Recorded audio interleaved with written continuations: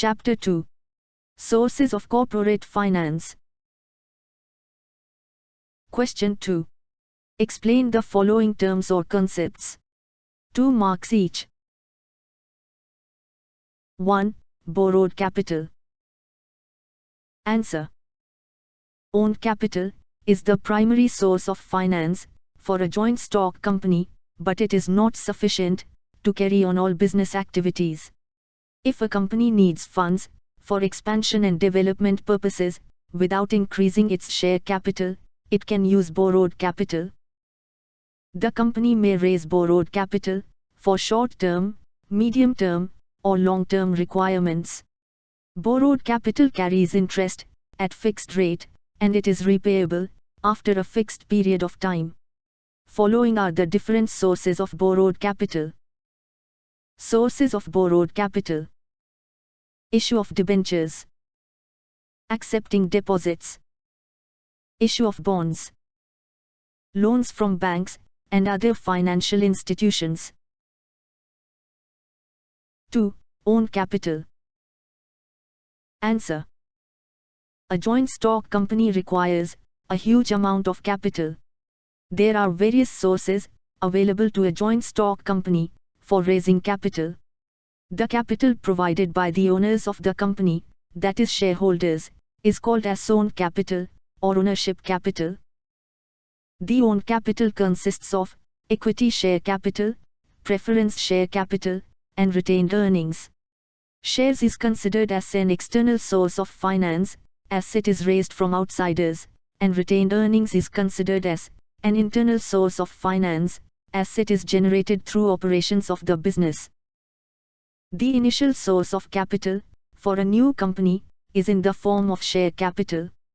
It is long-term, external source of capital.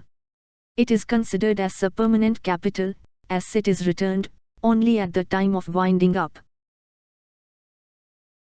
3. Ploughing back of profit. Answer. If a company earns high profit in a year, it would be wise to keep aside a part of such earnings in the form of reserves. These reserves are retained earnings of the company and get accumulated over the years. Thus, retained earnings is that portion of a company's net profits which is kept or retained in the business as reserve fund and not distributed to the shareholders as dividend. Retained earnings are under the control of the management, and it can convert it into permanent share capital by issuing bonus shares to existing equity shareholders.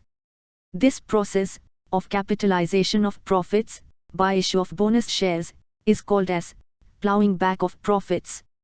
It is an important source of internal financing. It is the simplest and cheapest method of raising finance, as there is no interest to be paid. 4. Overdraft. Answer. An overdraft facility is a credit agreement made with a bank that allows an account holder to withdraw more money than what they have in their account up to the approved limit. Overdraft facility is given to companies having current account with bank. It is provided for a short-term period whereby company is permitted to withdraw more than the balance in the current account up to the credit limit sanctioned by the bank. Within this sanctioned limit, any number of drawings are permitted and repayments can be made as and when required. No separate account is maintained and entries are shown in current account itself. Interest is charged on actual amount withdrawn.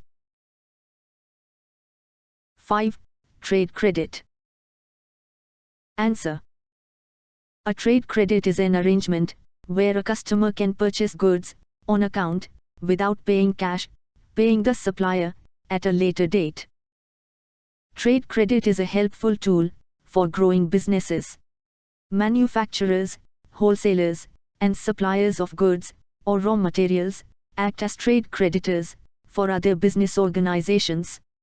They extend credit to increase their sales and also because of custom that has been followed over time. Trade credit is not a cash loan. It can be obtained without signing any debt instrument. Therefore, it is granted to those customers who have reasonable amount of financial standing. The terms of credit are not rigid. Suppliers may allow 30 days or more for payment of bill and may offer discount in bills if the same are settled within a short period, say 10 or 15 days.